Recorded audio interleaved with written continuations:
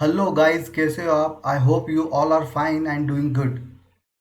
Welcome to Deep Academy. In today's video, we are going to discuss about some basic concept and important terms in chemistry. So let's start the video. Before getting to the detail, we should know what is a matter. Everything in our surrounding, everything in our universe that consider as a matter.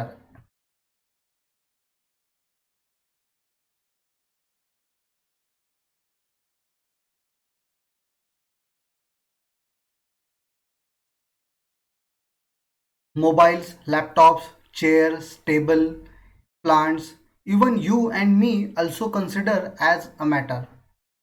In your lower classes, you learn about states of matter. So what are the states of matter? We know. We have three states of matter. First is solid state, then we have liquid state, and third is gaseous state. We know if we heat to solid will get converted into a liquid. If we heat to liquid will get converted into a gas.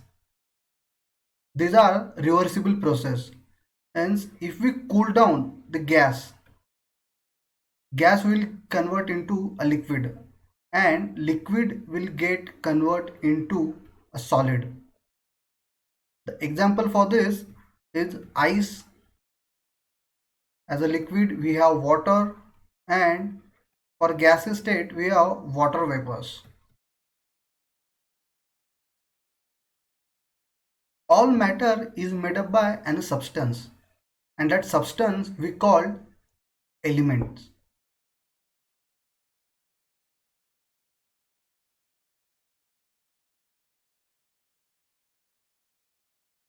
So all matters are made up by an element.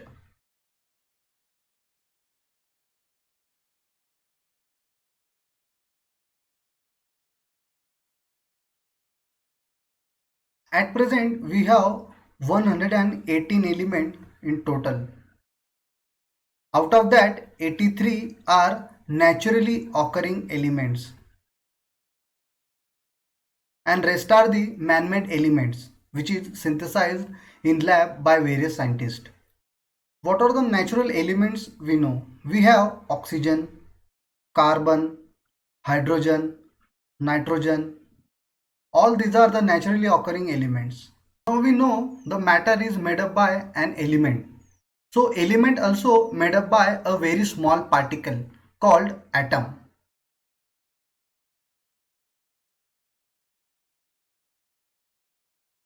So atom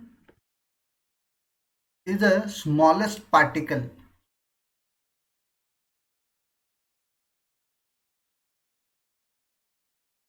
of an element.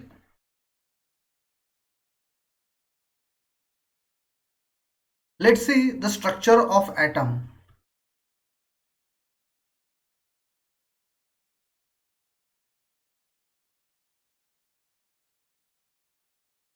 In the center we have nuclei.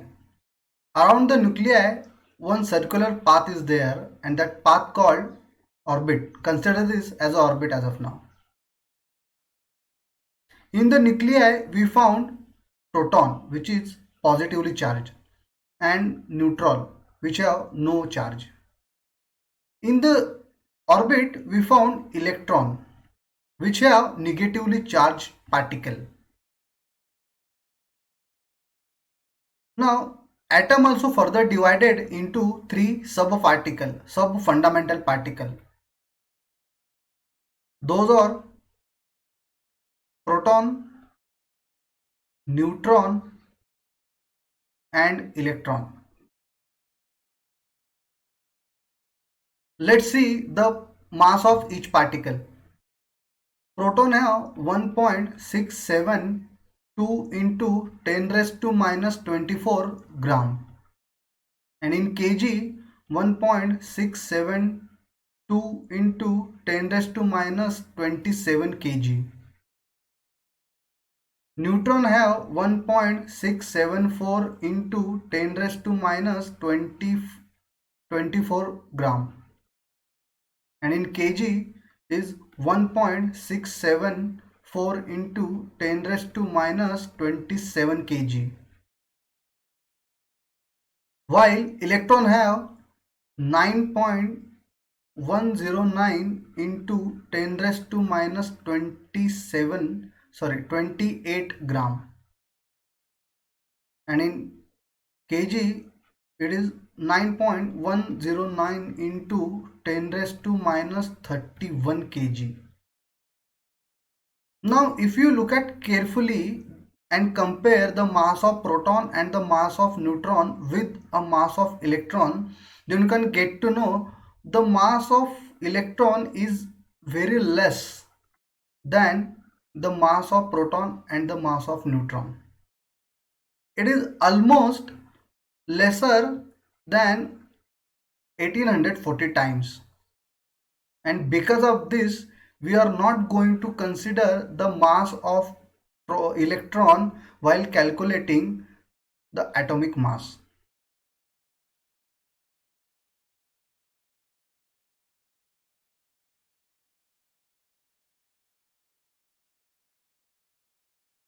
Atomic mass is represented by capital A, and in the atomic mass we are going to calculate number of proton plus number of neutron. Let's see some example for atomic mass. We have one carbon atom. Carbon have 6 proton and 6 neutron, and the atomic mass is 12. Then we have nitrogen atom. Nitrogen have 7 proton and 7 neutron, and the mass for the nitrogen is 14. The important term in atomic mass is relative mass. What is a relative mass? When we talk about a relative mass, which means we are going to compare a mass of any specific atom with the mass of carbon atom. Comparing mass of an atom with the mass of carbon 12 atom. Carbon 12 atom. Mass of carbon 12 atom. Let's see one example.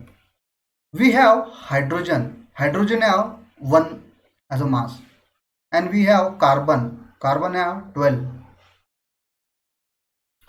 So now here we can see we are comparing the mass of hydrogen with a mass of carbon. Now the question is why we only comparing a mass of carbon comparing with mass of carbon 12, because of the two things. First is the mass of carbon is a whole number. Mass of carbon is whole number. And second, based on the spectrometry,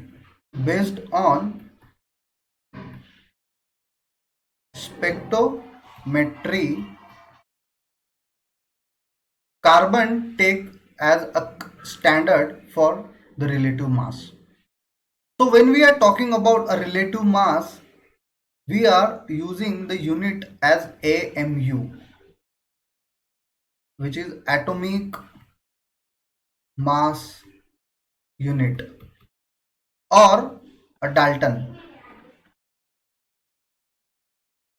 Means the carbon 12 will be 12 AMU or 12 Dalton.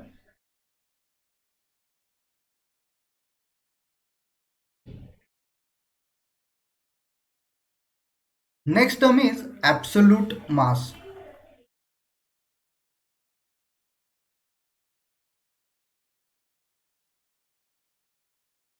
When we talk about the absolute mass means we are getting the mass in the grams and we are calculating the mass of proton and the neutron of that specific atom. Mass of proton plus neutron of specific atom. Here we get the mass in grams or kg. Now you must heard about the atomic number.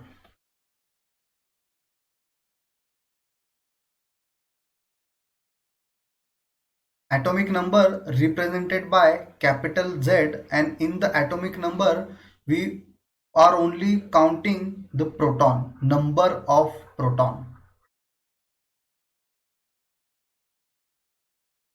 So suppose the example, like suppose if you have a carbon atom, the carbon atom have 6 proton and a 6 neutron.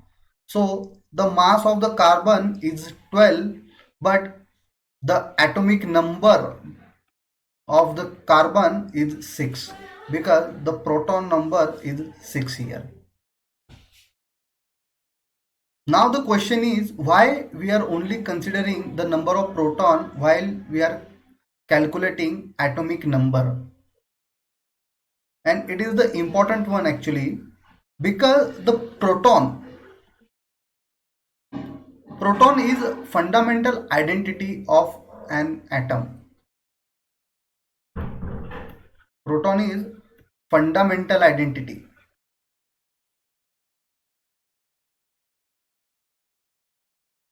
of atom, which means in any circumstances the number of proton will not going to change for the atom.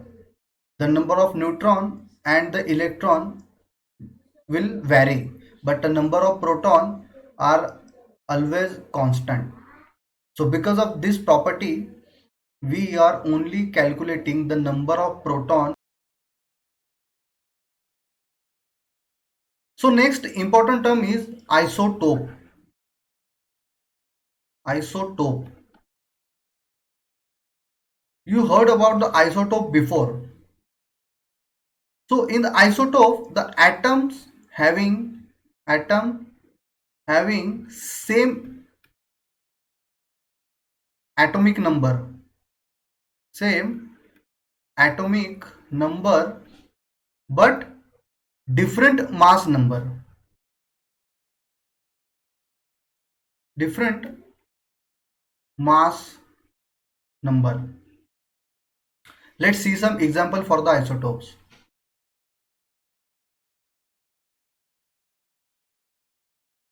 Let's see some example for isotopes. We have carbon atom. In the carbon atom, we found 6 proton and 6 neutron, and the mass will be 12. One other carbon atom we have that have 6 proton but 7 neutron. Here the mass is 13. One another carbon we found that have 6 proton and 8 neutron, and the mass will be 14. So now check this, the mass of every carbon is different, but the atomic number of that carbon is same. So such type of atom we call isotopes.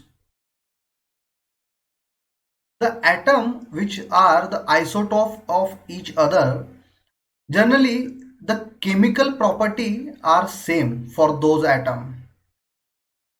Chemical property mostly same, but their physical property are different.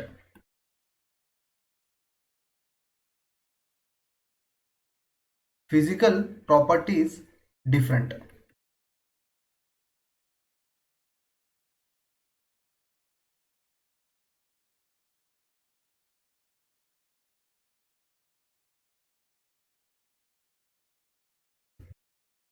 Next important term is isobar.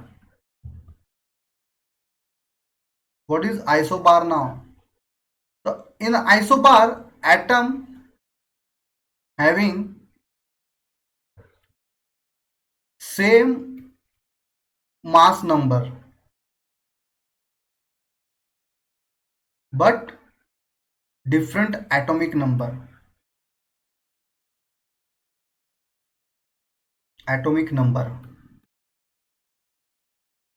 Let's check out some example for isobar.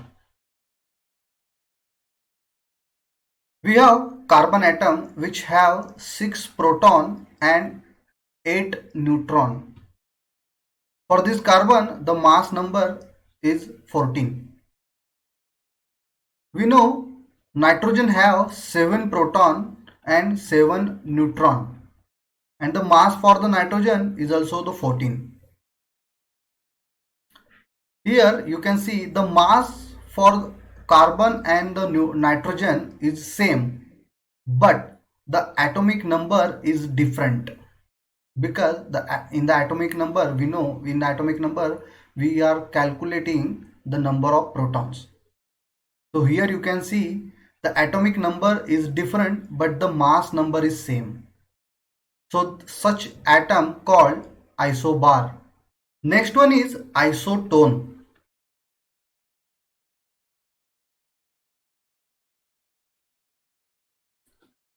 In the isotone, number of proton is different. Number of proton is different,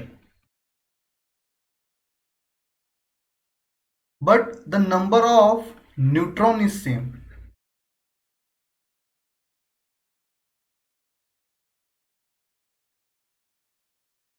Let's see some example.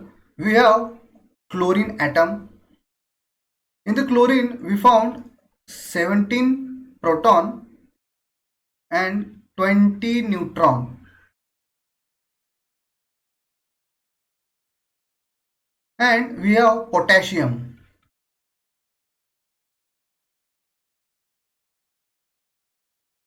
Potassium atom. In the potassium atom, we have 19 proton and 20 neutron. So here you can see the proton number is different but their neutron number is same. These both are different atoms. So such atom we call isotone. Isoelectronic. Isoelectronics atom. So isoelectronics atom means the atoms having same electronic configuration and same valence electrons. The atoms having same electronic configuration or the same valence electron, those type of atoms called isoelectronics. Let's check out some example. These are the important one actually. Let's see some example. We have fluorine minus and neon for the isoelectronics. We know fluorine have 9 electrons and a neon have 10 electrons. The number of electron is different here, but check this charge. Whenever fluorine carry a minus charge, then the fluorine have 10 electrons as the neon have, and then the neon and the fluorine are the isoelectronics of each other. But from where the fluorine is getting the 1 electron? Fluorine is getting 1 electron from other atoms.